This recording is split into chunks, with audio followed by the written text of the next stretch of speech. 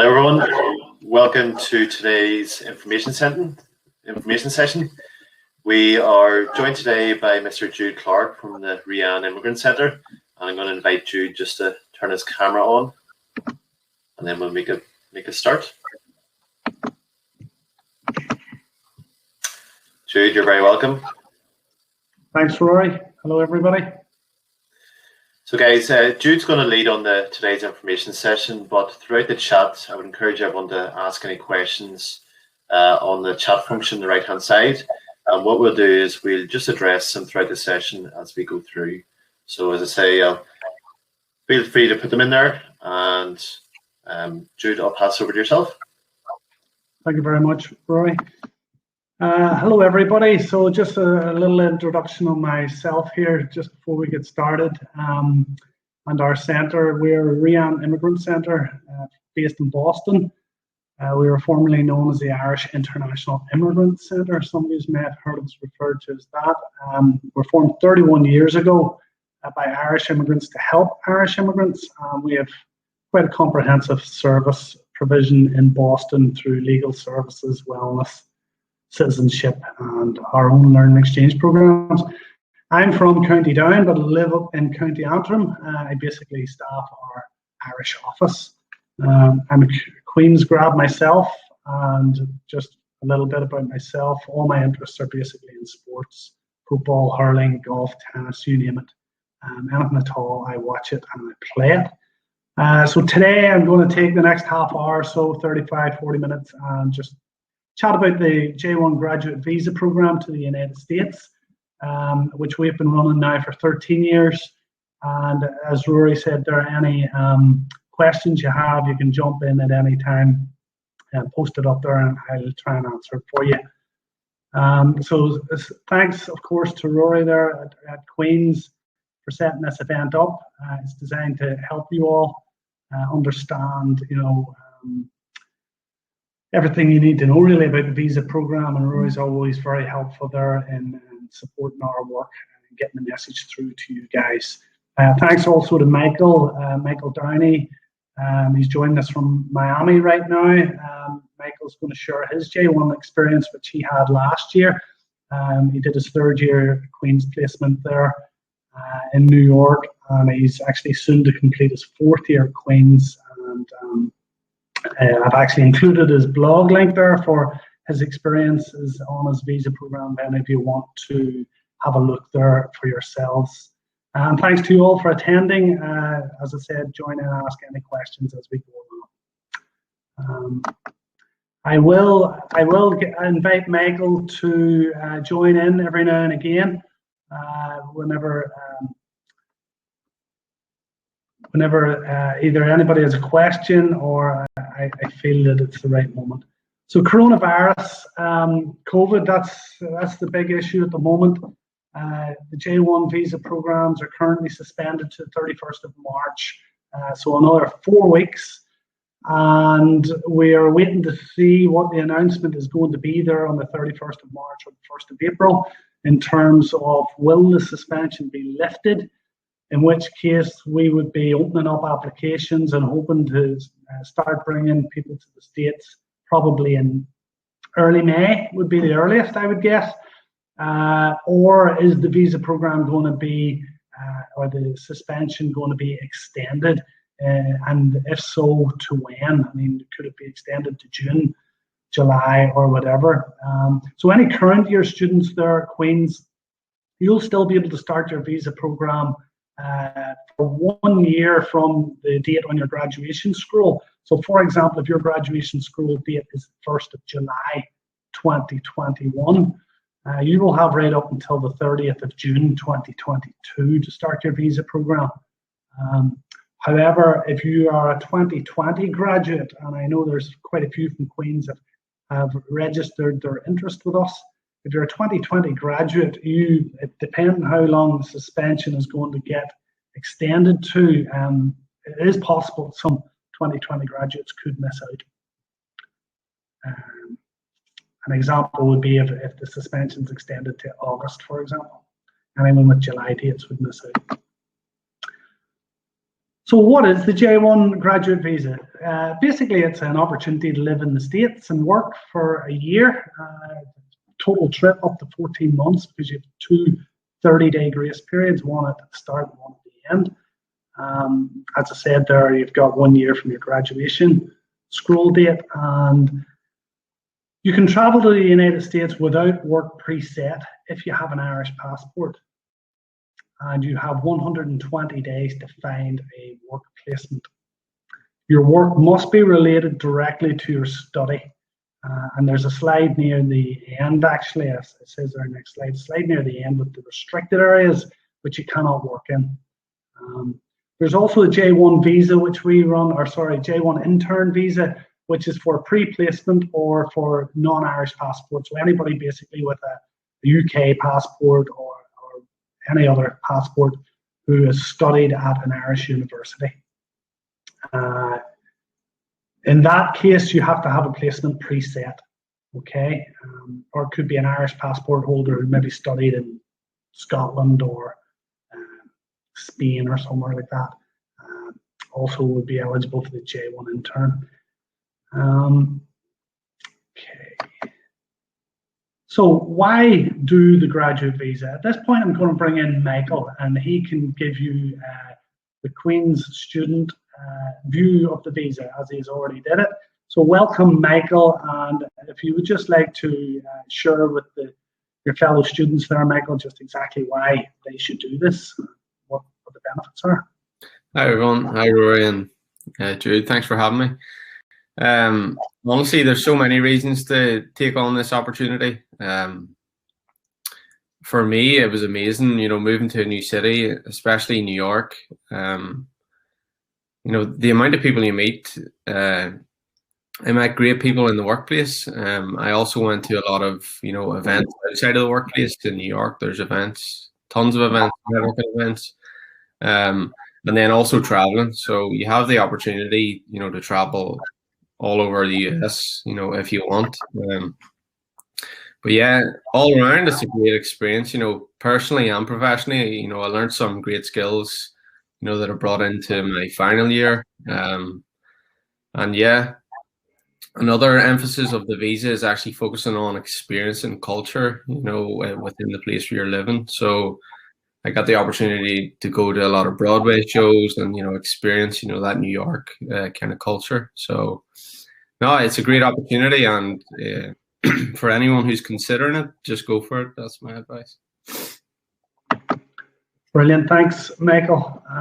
So yeah, it's a great opportunity to broaden your horizons and visit the States for a year. But anyone's ever been anywhere in the world, usually for a holiday or even for like a summer J1, it's a shorter experience, and getting to live there for up to 14 months, it's a completely different mindset you get into, because you become a little bit more settled and you're seeing the four seasons and so on. But I guess the main thing about the visa is it's an opportunity to gain outstanding international work experience, which is going to stand by you, and it's going to sit in, sorry, my video's off, it's going to sit well on your CV or your resume, whenever you apply for jobs at home to start your career. So there's many great reasons to do the visa. Visa costs, there's the cost listed. It all adds up to about £1,000 for the fees, and then if you include your flights and all, you're talking about £1,500 or thereabouts to get you to the States. But I recommend you start saving now and try and gather up as much money as possible. Michael, I know you, the last time we did a presentation with Queen's in November, I think it was, you mentioned a couple of things that worked well for you in terms of whenever you get to the States and you're looking after your finances. Yeah, so what I would say is there are some initial fees at the beginning, because most of the apartments that you rent are unfurnished. So, that's what Jude said. Start saving now. I would have like a few thousand at least in your bank, just, to give you some flexibility once you get there. So yeah, I think that was the biggest thing, honestly. just the fees at the beginning, and it depends on what deal you get with an apartment. But some apartments have a broker's fee, which is basically like the deposit again. So you have a deposit and a broker's fee. If you can get one without that, you're going to save a lot of money. Mine did have a broker's fee, but the apartment was cheaper. So I don't know, it all evens out. But anyway, there are some initial fees at the beginning, but once you start getting paid, it's fine.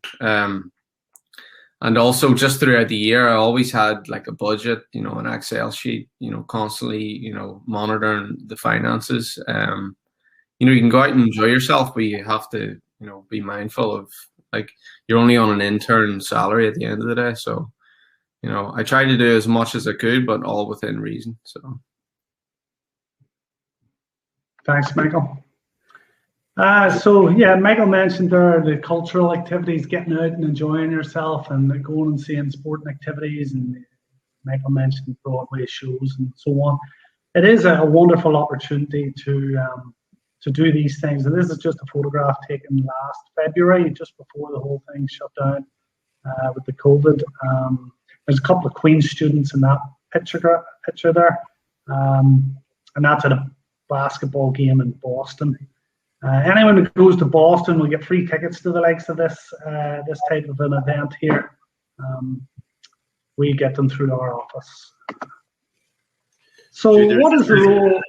Sorry?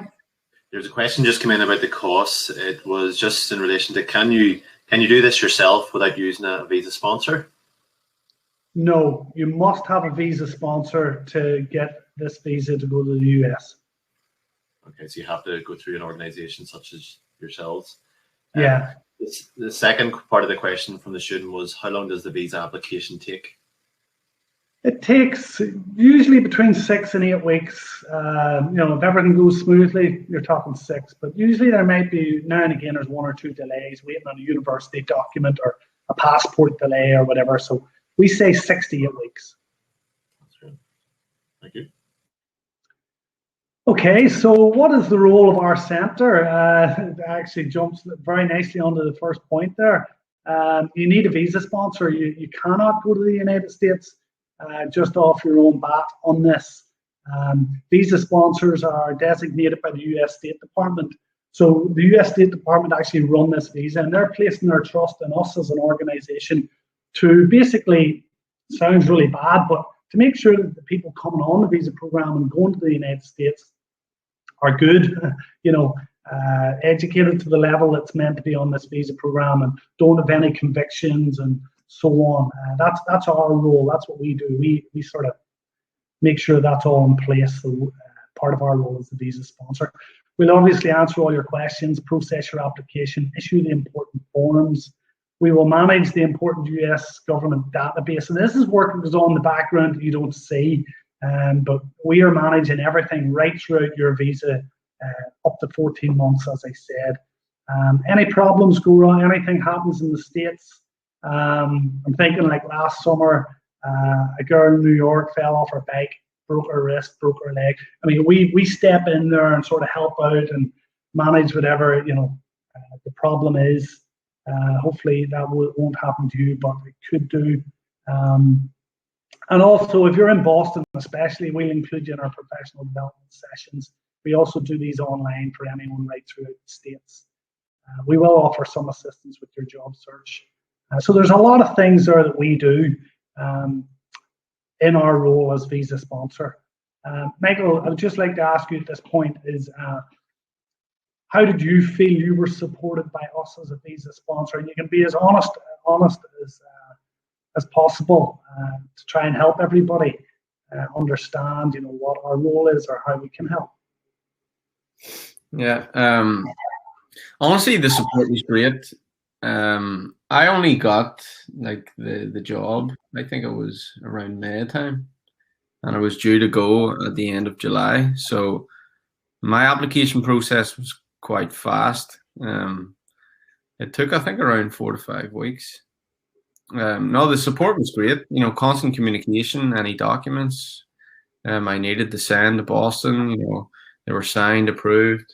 And then also throughout the program, the Rian Center was constantly sending links to certain events that are relevant to, J1 interns in New York, because I was in New York. They're also sending ones for Boston for the other interns that were in Boston. So these were links to networking events where, you could meet other people maybe on the same visa, or, people in your industry. So that support was good. And then also when COVID hit, we're very supportive, reaching out to myself and all the other interns. We did some live streams on Facebook, I think it was, just to support interns, because all this stuff going on in March. People are obviously anxious and worried. So it was good to feel that support back in March when COVID hit, and just basically throughout the whole process. Honestly, I didn't really have to reach out to Ryan that much once I got there, but support leading up to it, and then those links that I said they sent us throughout were very helpful. Thanks, Michael. Michael mentioned there events that we might invite some people to. We'll invite everybody to our networking events. No matter where you're at in the US, we might, if we know of something going on, we'll send you that information, and it's up to you whether you wish to attend or not. Everybody that comes to Boston, we bring them into our office. This particular event here on this slide is actually a First Friday event in the Irish consulate in Boston, and we would invite our J1s to come along to that. It's actually happening today, First Friday of March today. So what would happen is you go along to the office and you sort of mingle and network, and there might be some sort of focus on the event in terms of discussion topic or whatever, but it's a great opportunity to meet other J1s. And if you're still on the outlook for work, it's a great opportunity to try and introduce yourself to employers and so on. So those types of events are priceless in terms of your visa program. And I'm uploading, we're building a new website at the moment, rianj1.org, and I'm uploading lots of information at the moment about networking and how to sort of manage this sort of important piece of your visa program. Other things, there are Irish Network. There's an Irish Network branch in pretty much every city in the US. It's another great thing to tap into. They might host an event in your city. There might be 300 or 400 business leaders at it. Great place to go in terms of connecting with people, building their networks, and eventually finding work. I just want to give you a couple of examples because this is such an important area. The whole networking, and I've added volunteering in here too. It's just a couple of examples. This University College Cork graduate, Shauna, she started in Boston 2 years ago, and what the great thing she did was she joined a networking group organization called Women Accelerators, and it was really just to empower women and create a platform for women to discuss what's going on in the biogen science area that she was working in. So she registered for that, and within a couple of weeks she was attending events, volunteering as a couple of their events, and there she found a great job in Boston through that, just registering for a networking group. Another graduate there, Elizabeth, Trinity College graduate. She was a graduate in literature. She simply registered at a library in Boston, went in every couple of days, got chatting to the staff, volunteered, and then eventually got a job in the library. So what can seem like a very daunting thing, going to America without any job lined up, you can turn that on its head and think positively and get into just simply putting yourself out there in a good professional networking sense, and things fall into place. I've added in the bottom point, there's actually my own experience. I went to Boston without a job, and I've actually volunteered at Rian, as it was known as the Irish International Immigrant Center. I volunteered for about a month, and then I got offered a full-time role, and I'm still working there 12, 13 years later. So that's just an example of how you sort of make your own luck, I guess is the term we like to use. The job search, a very important area here. Rory, you're coming in there if you have a question. Yeah, we just have two specific questions relating to this slide, Jude. So one of them was, do you have a list of companies willing to take on J1 grads that we could reach out to? And a second question relating to this section was, can you recommend any websites to find work on? Yeah, so first of all, the companies, so we've been doing this visa now for, like I said, 12 or 13 years. And over that time, we've had over 3,000 J1s on our visa program. The majority have worked, and some J1s maybe worked in the same organization. So one organization might have 10. So I would say overall, we probably have about 2,000 employers throughout the US on our books. So all those employers have hired J1s in the past. We can't say that they'll actually take you on, but what we can say is that we will connect you with them. So say, for example, you have a mechanical engineering degree and you're going to San Francisco. Well, we go into our database, we put in San Francisco mechanical engineer, and it may throw up 12 or 13 employers. What we'll do is then, depending on our relationship with the employer, we might go directly to the employer on your behalf. Or we might just give you the employer's name and let you reach out to them directly.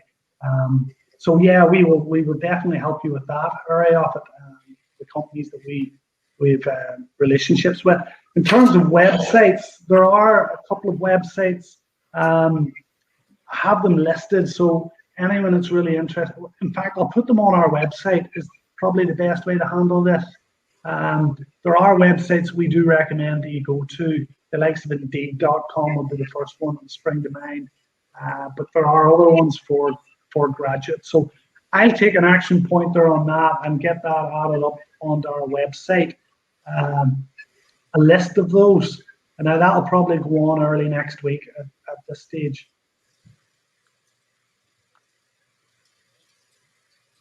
Is that okay, Rory? Is there any other questions on that point? Yeah, just before you move on. So there was a question just in relation to yourself, Michael. So did you get paid monthly or is it sort of bi-weekly in the States? I personally got paid bi-weekly. Very good. I think bi-weekly is common, to be honest. I actually get paid bi-weekly too. It is seems to be the common trend in America, whereas here it's more, at home it's more monthly. But yeah, bi-weekly seems to be the norm. Very good, thank you. Just a few questions. Can you do this after postgrad or after your master's graduation? Is the question, can you do the visa program with the master's or a postgrad? Yeah. Is that? Yeah. So after the completion of your master's or postgraduate study, can you apply to the J1? Yes. So anything level 6 on the Irish National Framework or above, so that's basically like degree level, ordinary degree level and above, qualifies you for the J1. Okay, and just one more that we have currently sitting there. For the IWT visa, can you only apply to intern jobs or can you apply to entry-level jobs or other jobs? Yeah, so in terms of the wording and the regulations, if you read through the regulations, which you won't, it's all internships, okay, paid internships. But we, as an organization and the U.S. State Department, know that it's not always that easy to find, a perfectly structured learning program within an organization. So what we do is, obviously, if you can get a paid placement like that, perfect.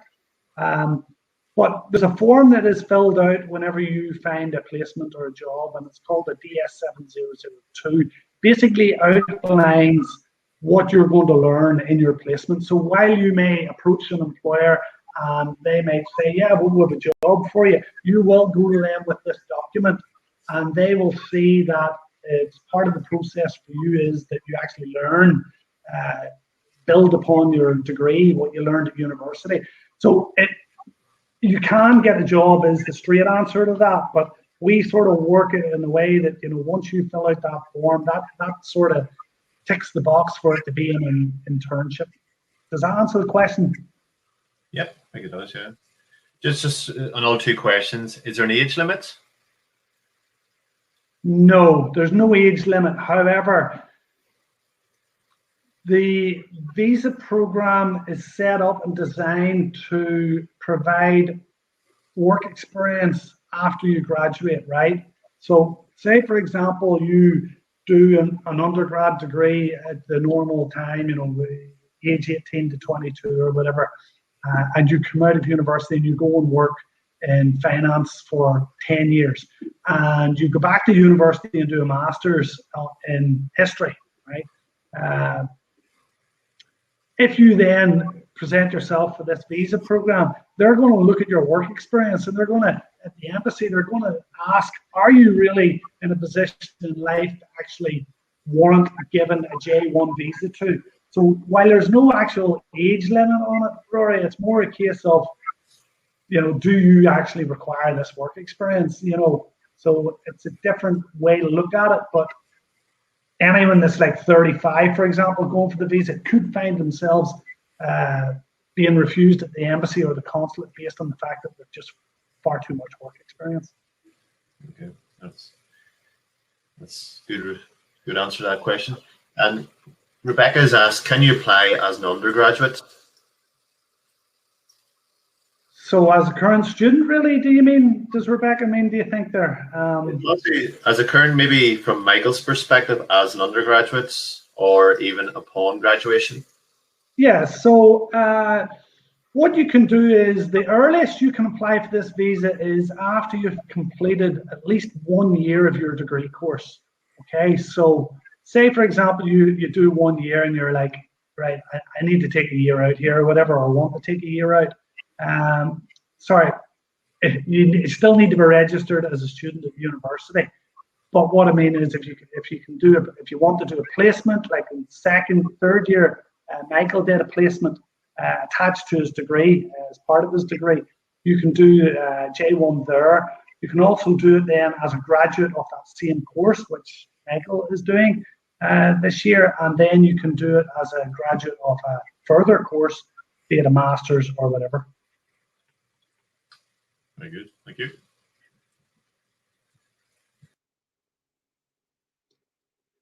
Okay, so on this slide here, the job search is the key area here. Once you get to America, even just before you get to America, this is the number one thing in your mind. It was the number one thing in my mind before I went to America. It's what am I going to work in? How am I going to find work? How am I going to go about it? Who's going to help me? We will help you with the networking side of it, okay? We will help you with the research side of it. In terms of, you've been at university for a few years now, you know all about research. So we'll be just telling you, research employers in the city you plan to go to in your area of study, build up a spreadsheet of potential employers, and then 2 or 3 months before you plan on traveling, start reaching out to them. All it will take is 2 or 3 of them to get back to you to arrange a call, a Zoom meeting or whatever, or even once you're in America, you meet them for coffee or whatever, face to face. LinkedIn, are you on LinkedIn? If not, you need to get on it. We will give you a very good starter guide for that. And we'll also convert your CV into a one-page US resume. They're simple. They sound like simple things, but they're all very, very important and very effective. We'll steer you in the right path there. The other important thing we do is we look at your key information. It's which city you're going to, when's your visa due to start, what is your area of study, and there, at that point, we would share our employer contacts. So, for example, if you're going to New York and you have a marketing degree, and we know that you're planning on starting your visa on the 1st of October, well, we can be touching base with some of those employer contacts of ours in marketing in New York and saying, look, use Rebecca there as an example. We've got Rebecca coming over from Queen's University for a 1-year visa with a marketing degree. Have you got any openings? Have you got any opportunities? They may come back to us and say yes, and there you are, you're sorted, Just last week, someone reached out to me and asked me about a potential could we help them? And it just so happened that an employer reached out to me 2 or 3 weeks before, and was seeking a J1 in their area of study, and it was just kind of luck. The guy reached out to me, and I connected the two of them, and he's now getting a job, a good job with this employer contact of ours. So that's the way it works. That's how we help. There's that website address there. I suggest keep an eye on that, because I'm building that sort of weekly at the moment, adding new useful pieces of information on it for your job search. A very important point is, if you're in doubt, if you don't know where to go, if you're sort of, America's a huge place and you're a little bit undecided, or if you're traveling on your own, and you may be a little bit anxious about how things might work out or whatever, then we highly recommend you go to Boston. And that is simply because we are there. We are based in that city where there's a support for in many, many ways. You can do what Michael did, obviously go to New York on your own or with friends, and that's perfectly fine. But there's many, many advantages to coming to the city of Boston.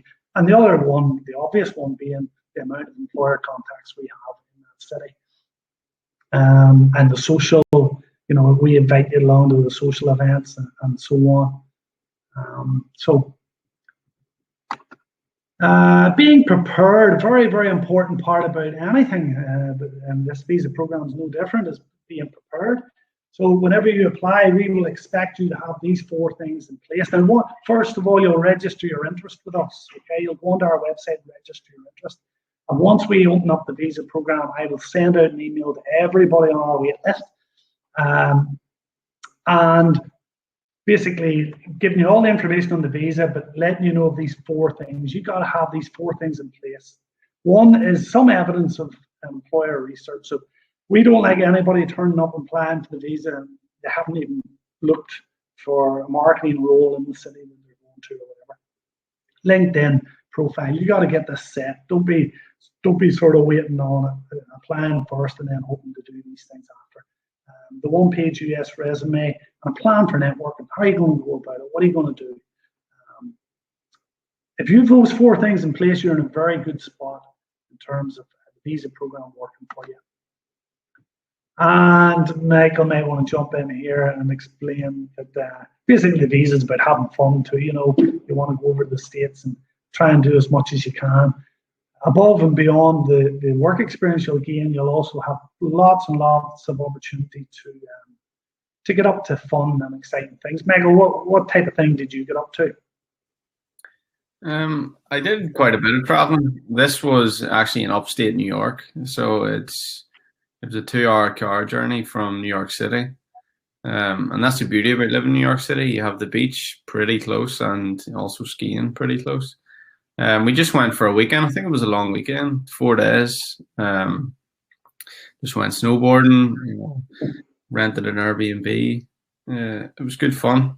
Aside from that, I traveled to a few other places. Where else did I go? Traveled to Houston, Texas, Miami, Florida.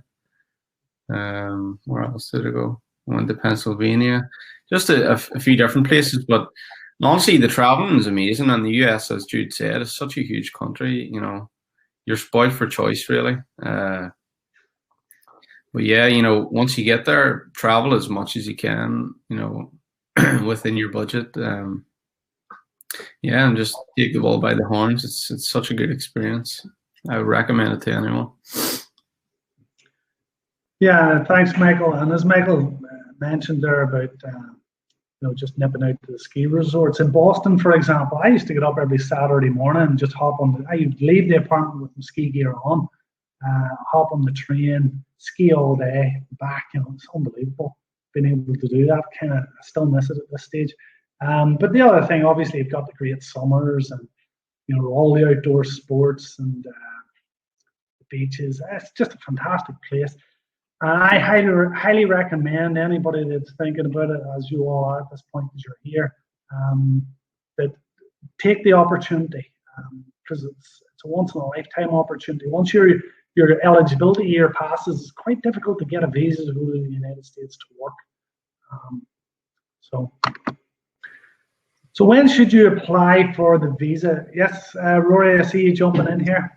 Yeah, just a couple of questions. Just a couple of questions come in there. Jude, you had mentioned about LinkedIn. We just had a question from a student asking. They've made their profile. They just want some advice on developing their LinkedIn page. Yes. So I have a guide which I got from Timo von Meyer and the LinkedIn headquarters in Dublin. He came along to our alumni event in Dublin the year before last, and I asked him about this, and he basically gave us a little starter guide, which is perfect. It's got everything you need to know about setting up your LinkedIn profile, and it's very short and sweet. You know, it's only 2 or 3 slides on PowerPoint. So, Rory, if you can share that email address with me, I can send that link direct to whoever that student is. We could possibly, we're going to send a recording of this session out to everyone, so I can maybe take a few screenshots off those 3 slides and include them in the email. Yes, I'll send it to you then, Rory. Would that work well? Yeah.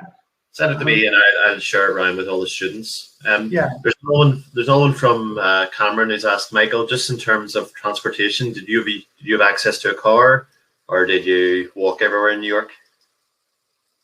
No, I didn't have a car and I didn't walk everywhere. It's too big. No, I just had a subway pass. It was $127 a month, and that was for unlimited rides. So you can go more or less anywhere, you know, within the 5 boroughs on the subway.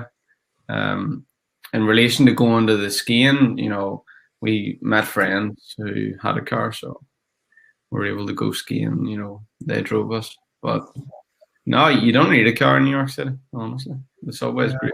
You don't miss the car.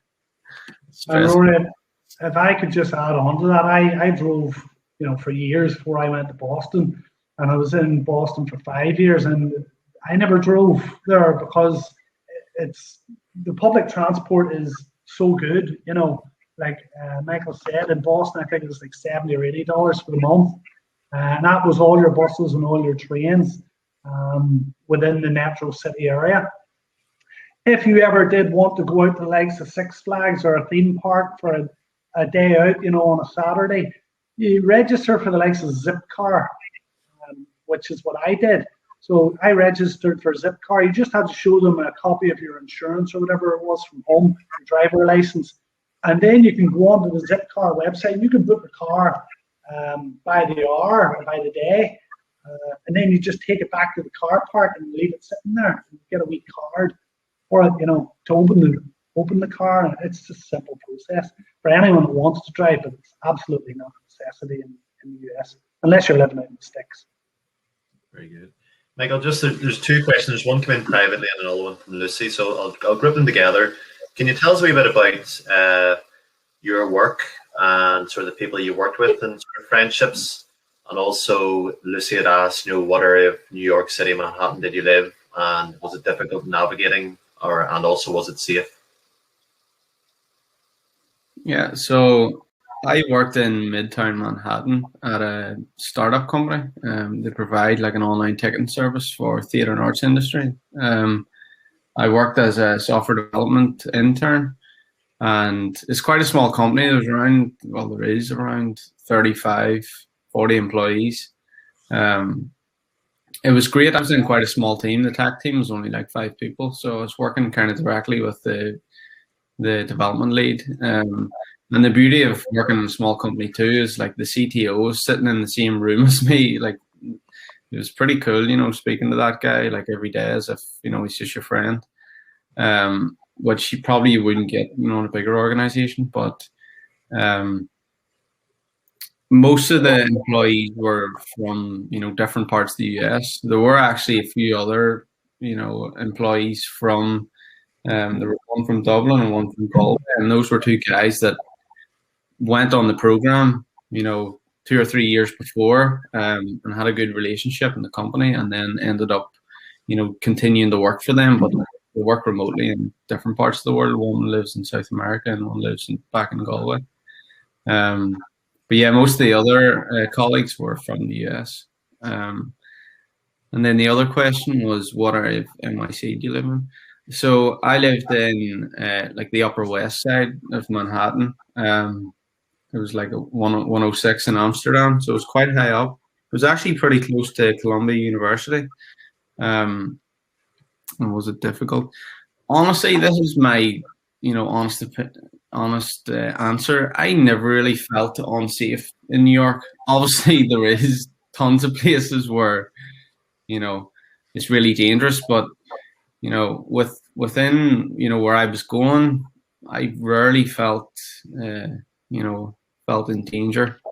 Maybe if you go north of where I was up into Harlem, it is maybe going to be unsafe there, but you kind of know your boundaries. But honestly, most places in Manhattan, in the lower side, are relatively safe. I don't know if that answers your question, but I think it does. Thank you very much. That's all the questions from myself at the minute. Okay, so just jump back here while Michael's spotting there, tapping there, Rory, just jumping back to a question earlier on. I think it was Rebecca asked about the companies, the companies that we've worked with, and would we connect them with J1's plan for the visa. The one point I forgot to mention there was that we do that connection. We start investigating that after you have applied for the visa program. So it's just because in the past we've given out information and then some people haven't actually applied, and they take off of that information and sort of get a job, and then someone on the visa misses out. So after you've applied is when we would be delving into that more, So when should you apply for the visa? Well, as I mentioned at the start of the presentation, we're currently suspended. We're hoping that suspension is going to lift. The reality is that someone sent me an email this morning and asked me when's the suspension going to lift, and I replied in an honest way as possible, which was basically Ireland's in lockdown, Northern Ireland's in lockdown.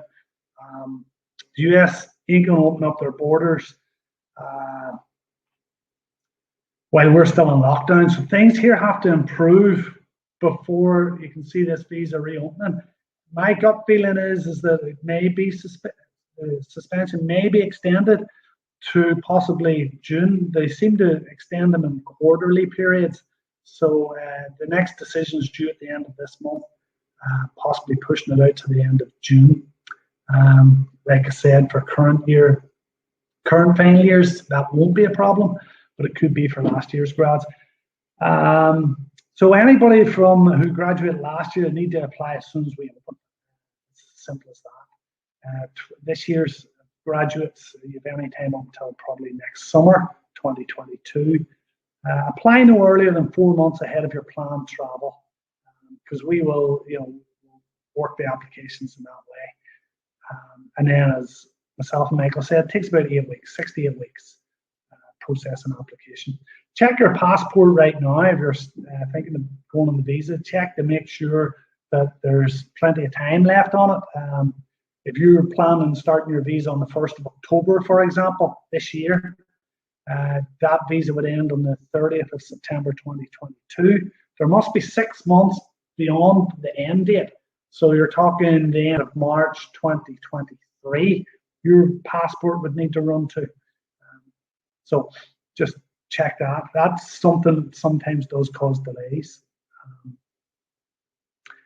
And the other thing there is just master's graduates should always be applying as soon as possible after you complete your study. And that is because of that work experience conversation I had earlier. The restricted areas in the visa program, basically you must work in your area of study and you can't work in any of these things. I get asked sometimes, can you work in a bar or restaurant while you're waiting on getting your placement in marketing or engineering or whatever? And the answer is no, you can't. You can't work in unskilled. The visa wasn't set up for casual labour positions. It's set up to build upon your study. You can't work in anything like childcare, teaching, anything medical, like anything medical or that involves giving medication or care. Anything in a hospital, for example. Bar research is fine. coaching soccer as well. I had a query about this earlier in the week. You cannot coach anything, soccer or anything else, like in a gym, for example. You can't be personal trainer or whatever.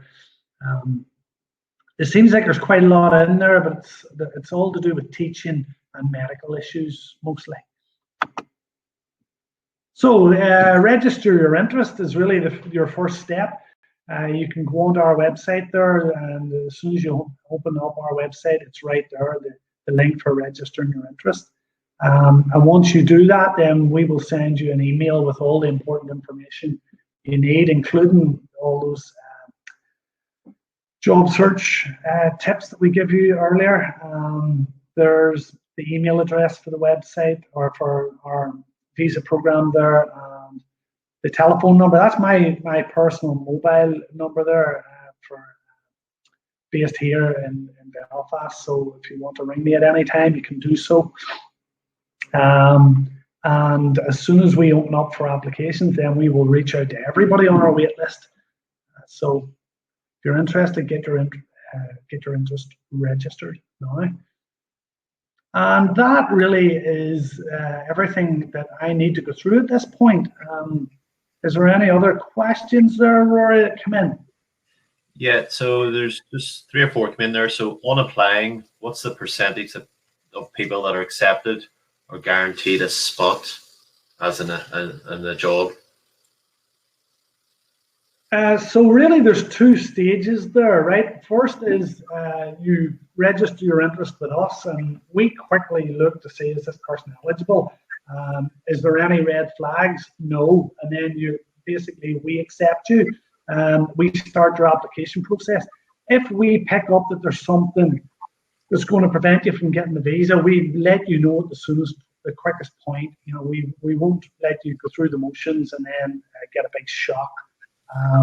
So for example, if somewhere in the process we identify that you have a conviction for drink driving or assault or something like that, then we would tell you chances are you are going to get refused a visa, and we would stop it at that point. Sometimes we don't know information like that, or it's not given to us, and then the applicant goes to the embassy to actually get their visa, and sometimes they get refused there for that reason, or maybe they were in the States before and broke a law that they never told us about. So usually it's about breaking laws, Rory. You know, if they're eligible, if the J1s are eligible, they will get through our stage, you know. But pretty much if you're a university graduate, you're going to be eligible, you know. Just leading on from that question, I think it also refers to what's the chance of actually getting a job if you do travel to America without one?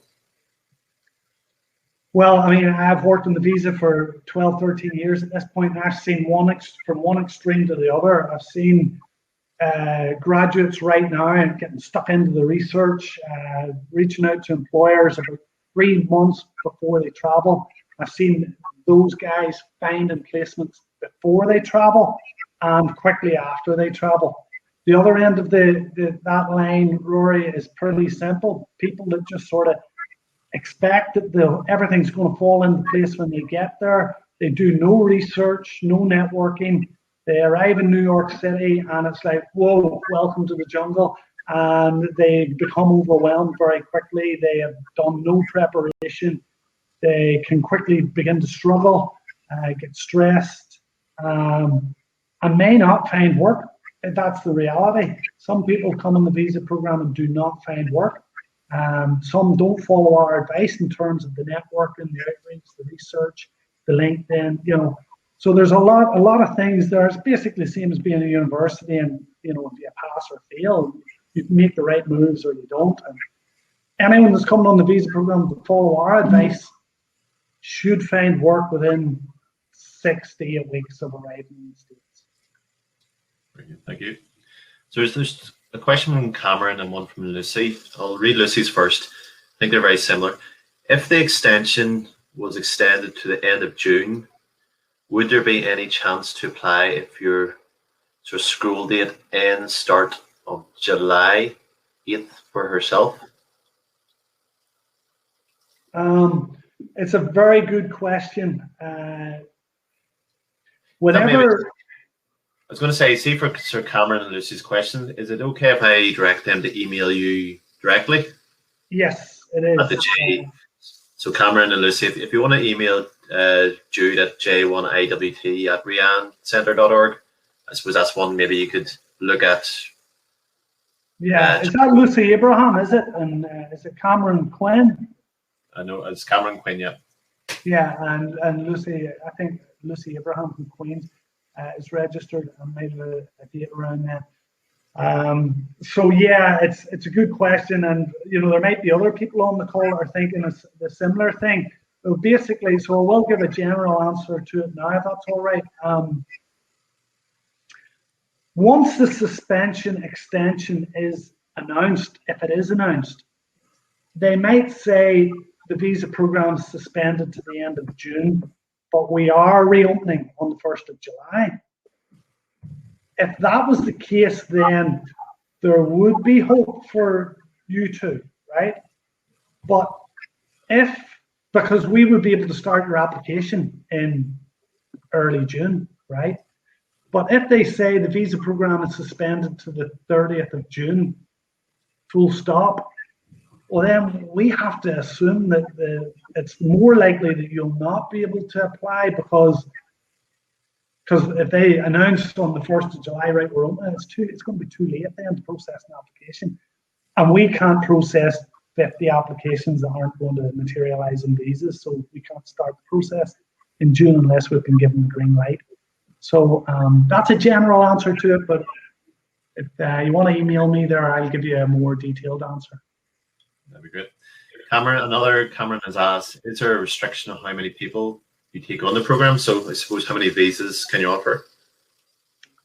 We have up to 500 visas. So that's our upper limit. Obviously we're not going to use all those visas in 2021 because we're already a quarter of the way through the year. So look, if you apply and you're eligible, you will be well within the cap. So you have nothing to really worry about there. Unless you're applying, you're hoping to travel in December and it's sort of late in the year, but then it could become an issue, but it's unlikely to in 2021. Okay. That's there's just one private question come in that says a student is studying engineering but they want a job in business. Would that be allowed? So the golden rule is you have to work in your area of study. So sometimes you can find a role within, like, for example, an engineering company, which is you're still learning the skills of the engineering, but it is in the business side. But if it was marketing, realistically, it may not be approved. It's more likely not to be approved. You really have to be, the visa program is there to help you build upon the study that you've done, your degree course. So an example I always give, Rory, is like someone with a marketing degree and they get a job in a marketing company and they send us up their form for approval and we see that they're working in reception in the marketing company. Well, we're like, you didn't study 4 years at Queen's or UCD to be a receptionist in a marketing company. You studied to develop your marketing skills and so on. That's what you need to be doing. So to answer that question bluntly, the likelihood would be that it would not be accepted. You really need to be looking for a job in engineering. But now and again, you could find a totally random position that may well fit. But I wouldn't waste too much time on it because it's more likely to be refused. Very good. Thank you. Michael, just a question to yourself, and this is on my own interest. In terms of the year abroad, does that sort of shape your career options or your decisions? In terms of specifically what I want to work in? What you would like to do in the future, or has it given you a better insight into what you would like to do? Well, it's definitely given me an insight into, I worked at a SaaS company, software as a service.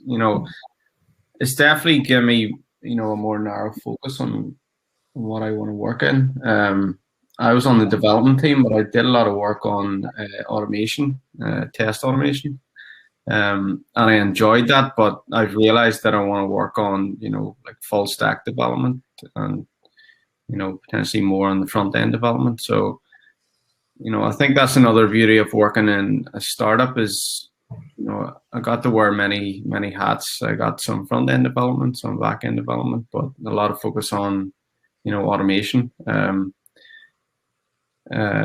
So yeah, it has kind of shaped, I know what I want now when I'm applying as a graduate. I know specifically what I want to work in. And would you see that as an international role? Yeah, so I actually plan to go back to the US on this visa, hopefully. That's the plan. It might be with the same company. I actually still work for the same company. I work for them from home as an independent contractor, but I'll hopefully be switching back onto the visa and being employed or being hired as an intern again. But in a different role, I'll be focusing more on full stack development versus automation. So yeah, the plans to go back to the US. Great insights, thank you. Jude, there's a question here from Sean. Would you be eligible for the program if you have a master's degree and a year industry experience from a placement year and other little bits of work experience, right? Yeah. The straight answer would be yes, you would be eligible. If the conversation came up at the embassy or the consulate regarding what I discussed earlier about your work experience levels, or even potentially just the fact that you're out of undergrad for a few years, got that work experience and back and done your master's. Well, basically the way to answer that question at the embassy or the consulate is that you've studied new things in your master's, more specific or whatever the case may be, and you have not got any work experience in that area. So whatever new skills or new knowledge that you've learned in your master's, you have zero work experience in that particular area, and that's how you get the visa, by saying I need this visa to get that work experience in that specific area. So yeah, we would definitely accept your application, and in preparation for the embassy appointment, we would have that conversation with you so that you know exactly what to say if the conversation comes up. Very good. Just another question. And this is for both yourself, Jude, and Michael. Do you have any advice in terms of sourcing accommodation? So, Jude, does the Rian Center support students in sourcing accommodation? And then, I suppose after that, Michael, have you any advice from your first-hand experience? So, I'll answer first, Michael, if that's all right. The first thing is, generally speaking, no, we don't pair you off with accommodation or sort of go on the property hunt for you. But the straight answer to that is because what I might like a balcony, whereas Rory might like a lovely big green front garden. Everybody's got different interests in what they want and what they need in terms of accommodation. So it's an area that we don't really get too much into. However, the second part of the answer is that depending on what city you're going to, we will connect you, or can connect you if you wish, with other J1s who are either in that city or are about to travel to the city. So this works quite well a lot, Rory, in that, say for example, Sean says to me, right, I'm traveling on the 1st of October to Boston. Could you connect me with someone or help me find accommodation? Well, I go through whoever else in our records is traveling around the same time. And especially if they're a Queen's graduate who you may not know, that's the first person I'm going to connect you with, or maybe an Ulster University graduate traveling around the same time, or someone from UCC or UCB or whatever. And you can connect with those guys before you head over and actually look to get accommodation as a group instead of as one person. So we can help out joining the dots and making connections that way, which is sort of a softer approach to the help as opposed to actually finding the accommodation, And one other thing, Rory, sorry, before Michael joins in, is what happens a lot is that you might have, like in Boston, for example, there's a couple of houses where there's J1s sort of in it all the time. So someone's leaving, and then we'll send them someone, and they figure it out themselves, but we just make the connection. So there might be an empty room in a house full of J1s, for example. So we make those connections, which are very, very helpful to many people. Thank you. How was your experience, Michael? And were there any good websites that you used for house hunting in the US? So I used a website called Street Easy. I'll pop it in the chat here, actually, so anyone can have a look at it. This service was really, really good. I actually got it sorted before I went, so I was able to, speak to a realtor. He did like a live video and walked around the apartment. So everything was preset before I got there. But Street Easy is great. You can filter by the location, your price, how many rooms, bathrooms, etc., etc. I found that service really, really useful. Honestly, if I was to go again, I would try and get an apartment without a broker's fee, because that adds quite a lot to the price. Because at the beginning you have, your first month's rent, you have a deposit, and you have a broker's fee. So it's quite a lot. If you can get one without a broker's fee, it's quite significant. It makes a big difference. But definitely check out that site, Street Easy, and there's multiple other ones in New York. That's just the one I used. And I suppose in terms of global opportunities and the centre and everyone who participates in these type of programs, quite often you find, like same as yourself, Michael, people are willing to, share information and have informal conversations and share their experiences. So if there was anyone that wants to sort of be connected, sort of reach out to ourselves and see if we can connect them with someone who's been to a certain location and sort of ease that sort of anxiety or pressure of making these difficult decisions. But Jude, I was going to say that's all the questions I have on there. We're coming just up after 1. I'm sure some of the students are heading off to class or heading for lunch. Before, I suppose I'll leave you to wrap up the session, but before you do, I just want to say thank you very much for taking the time to present today. Michael, it's been great to have you on the session today to share your first-hand information. I suppose I didn't say at the start, our relationship with the Rian Immigrant Center in Boston has been fantastic. The reason that we sort of promote them as a J1 visa and support organization is because of the relationship we have, the first-hand support that the centre have given the Queen's students throughout the years we've been working with these, but also, at a basic level as well, the cost of this visa through yourselves, because you are a non-for-profit organisation, it's the lowest that obviously we have come across. But the first 2 factors are the most important: the support and the relationship that you have had with us for sort of a long number of years. Yeah, thanks, Rory. And my heart's I'm Queen's grad myself, obviously, as I mentioned, but our heart's in the right place in terms of this visa program. We don't make any profit out of the visa program. We do it for the program, for the service, to help people from the island of Ireland, make that first great step coming out of university. It's so important for the likes of Michael and all the rest of you guys to have this opportunity. So that's what we're about, and I and our team will always try and do our best and help you as much as we can to make sure that you have a great experience, going through the application process, but also in the United States. So if you do register your interest with us, then I can keep you informed. You immediately go on our mailing list for any updates. And I guess if you have any questions, you can just hit that email address there, and we'll get back to you pretty quickly within a day or so.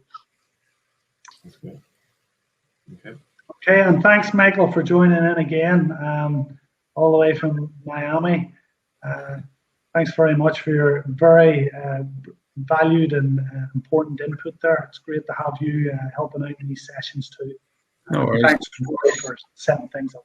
No worries. Happy to help. I'm just going to ping in my LinkedIn here. If anyone has any questions, send me a message, like anything at all. I'm happy to help you.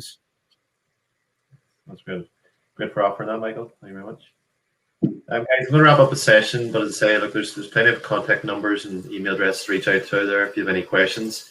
And as I say, I'll share the slides and the recording of the session sort of early next week. Okay. Thanks very much, guys. It's good to see you.